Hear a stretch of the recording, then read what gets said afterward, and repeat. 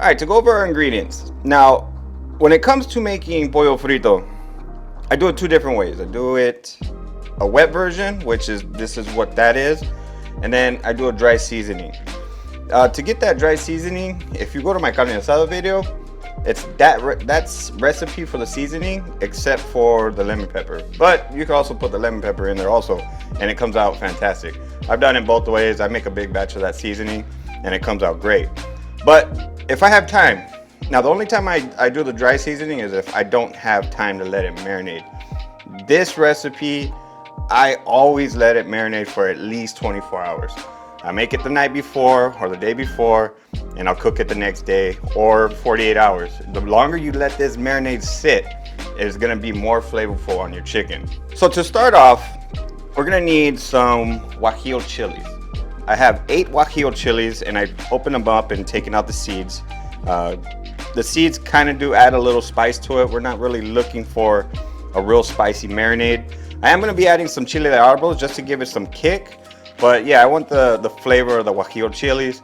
So I have 8 guajillo chilies and about 4 to 5 chile de árbol, about 5 garlic cloves. We're gonna need a half of an onion, 2 teaspoons of Mexican oregano, a 1/4 cup of vinegar. This is apple cider vinegar. I thought I had white distilled vinegar, but either one's fine. You can use either one. You're gonna need some limes. I have some really dried out limes, so you could use one nice juicy lime if you have a good lime, but I'm gonna be using 5 of those. And then we're also gonna be adding in 1 tablespoon of Knorr's chicken bouillon. This adds a nice depth flavor to the marinade, and this is all you need really right here. If you wanna replace the Knorr's chicken bouillon, I will go about 2 teaspoons of salt. To final it all off, we're gonna need 2 Roma tomatoes. Okay, so we want to get our chilies and put them in some water. You want to make sure everything's submerged. Now we're going to go ahead and turn it on and get these boiling. We're going to let these come to a boil, and we're going to let them cook for about 15 minutes or so. You just want to make sure that you get your chilies nice, soft, and pliable. So after about 15 minutes, and you can see that it's real pliable, real soft, we're going to go ahead and shut the heat off. All right, so in a blender, we're going to go ahead and add in all our chili pods. Now add in our onion, tomato, add in our garlic, oregano, vinegar, add in the juice of our limes, and our chicken bouillon. Now if it seems like you don't have enough liquid, just go ahead and add a little bit of liquid from your chilies. I'm gonna add just a little bit, just to kind of give it enough, about right there. All right, so now we're gonna go ahead and pulse this. All right, let's go ahead and check for seasoning. Now you want to blend this really fine. So now we're just going to be checking for seasoning. You want to make sure that you have a nice watery marinade here. Now I'm going to go ahead and add in 1 teaspoon of salt. Now season to taste. Right now it's perfect as a salsa, like if I were to put this on something. But since I'm going to be using this as a marinade, you want it just a little bit saltier than what you normally would, because it's not actually going to transfer all that sodium into your food. So we're going to go ahead and give this a quick blend just to mix up that salt. Check for seasoning again. That's actually perfect. Okay. So yeah, that's got enough sodium to be able to marinate the chicken. But at that point, just really that's up to your preference. You know, if you want less sodium, add less sodium. So we're gonna let this come to room temperature. I'm gonna let it sit for about 20 minutes or so, and then we'll get our chicken. All right, so I have 10 pounds of chicken quarters that I bought, and I separated the leg from the thigh. So now we're gonna go ahead and take our salsa that we just made up. Go ahead and add a little bit. I wanna rub that into the chicken. And make sure you get some of that seasoning underneath the skin. Go ahead and peel it back a little bit and just rub some of it on there. Make sure you get both sides. Now, keep in mind, you know, I did use chile de árbol, so there is a chance that it would be spicy. So put some gloves on. You know, the spice, does burn your skin. Add a little bit. I like to just coat these good. individually.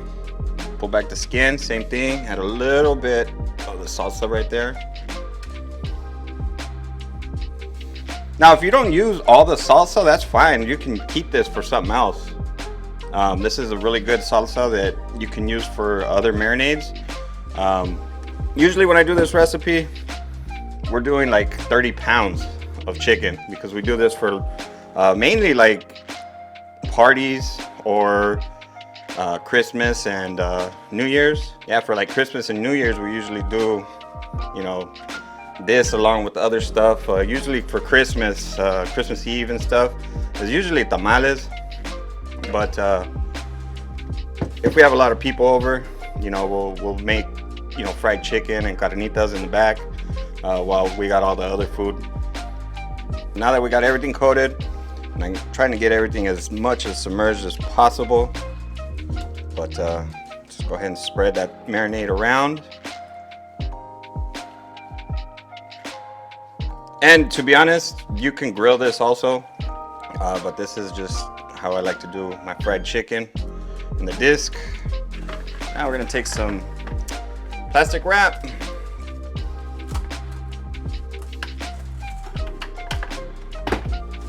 Go ahead and cover it to the top of the chicken. You don't want the chicken to oxidize or anything. Helps keep the marinade in there also.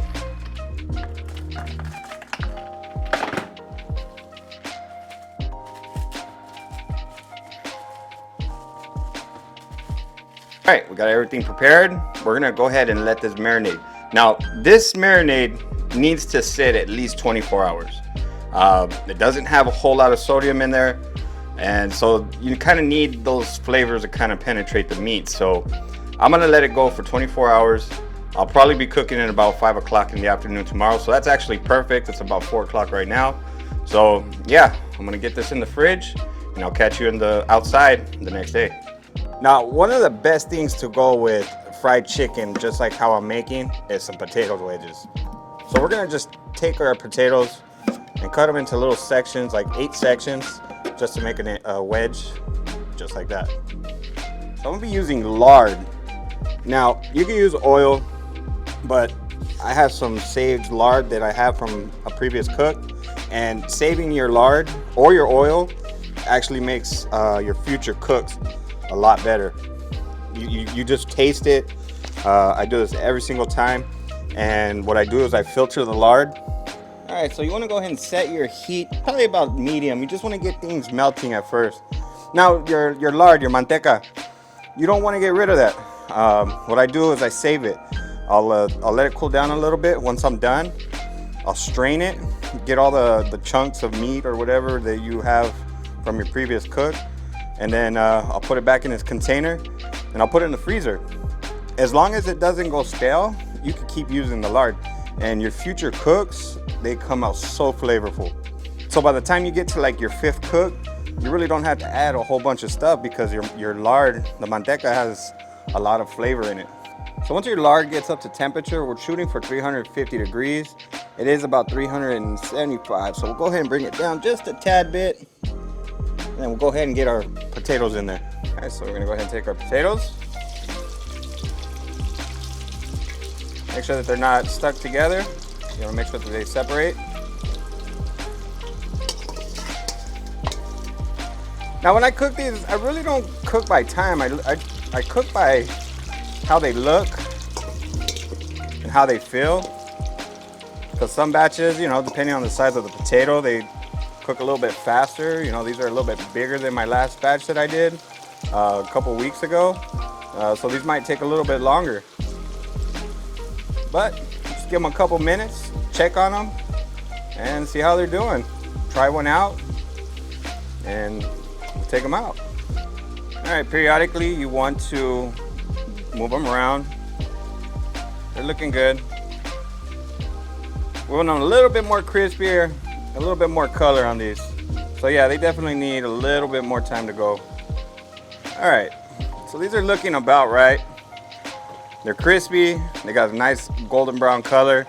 If you want them a little bit darker, my family loves them super crispy. So if you want it like burnt almost, that's one of your options.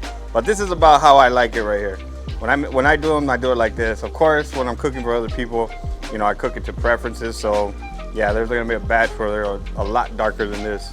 So to season our potatoes, you can use whatever you want. This right here is just an adobo seasoning.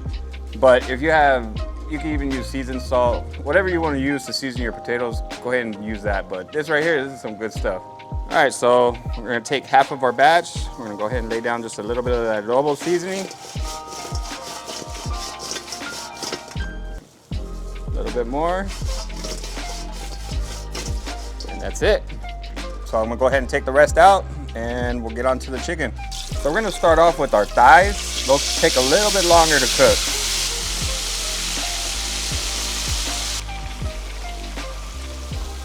So as you can see, we shocked the temperature of the manteca, the lard. So we're gonna just let it go ahead and come back to temperature. Once it gets a little bit more rapid, we're gonna let this cook about 12 minutes and then we're gonna go ahead and flip it. So after 12 minutes, we're gonna go ahead and flip our thighs. They're looking good. Just when it gets a little bit of cook time, a little bit of crispiness also on that top part. So we're gonna let this go for about 8 minutes and then we'll check the temperature. Chicken cooks to about 165 degrees, but when it comes to fried chicken, in my opinion, especially like this, shoot for a little bit higher. That way you get a little bit crispier texture. You're gonna know it's gonna be fully cooked. But yeah, for me, I like it a little bit higher, 175, 185. That way you get a little bit crispier skin, crispier meat, and it just comes out fantastic. So we'll check back on it in about 8 minutes. So after your 8 minutes, we're gonna go ahead and flip these over. I don't want that top to get too black on me. That's one thing about this disc, or disc in general, is that you get like that little black spot because it's sitting on the bottom of the disc. And sometimes they do stick. So now we're gonna go ahead and check the internal temperature. You wanna make sure that it's 165 degrees. We're a little shy. So we're gonna go ahead and leave it like this for a couple more minutes. So we're gonna go ahead and check on it probably after about another 8 minutes or so. We're about like 10 degrees from 165, but I want a little bit more crispiness on the chicken, so we'll go from there. All right, so after that moment, it's probably been about 10 minutes or so. We're gonna go ahead and check our temperature. All right, we're good. 175 here. Got good color. So we'll actually just go ahead and put these to the side. Let the lard drip off of them.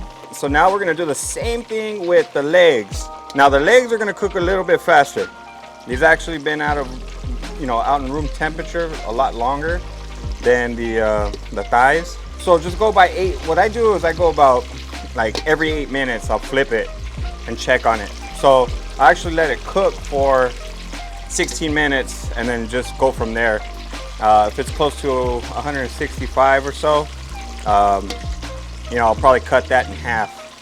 So we're gonna go ahead and just give these a turn. It's been about 8 minutes.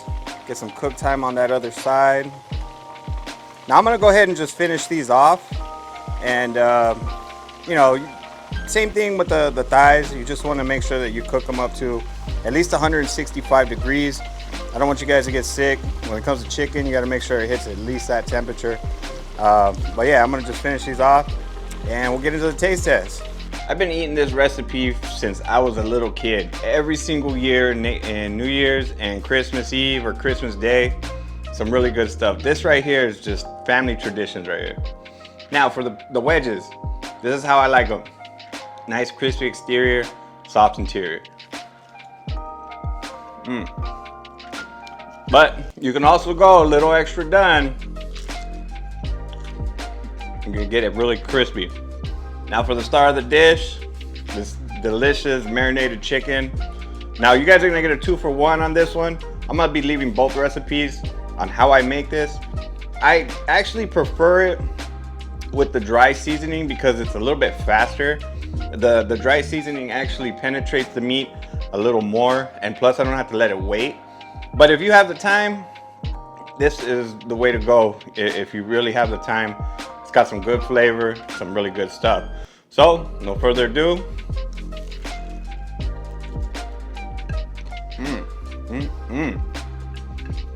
That skin is where it's at though.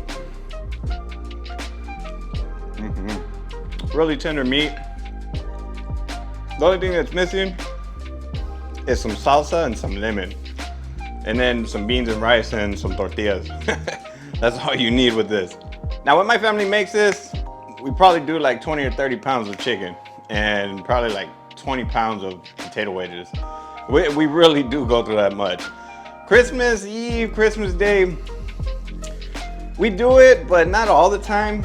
You know, Christmas Day and Christmas Eve, it's usually tamales, menudo, pozole, you know, that type of stuff. I mean, when our family gets together, the amount of food that comes into the house is just insane.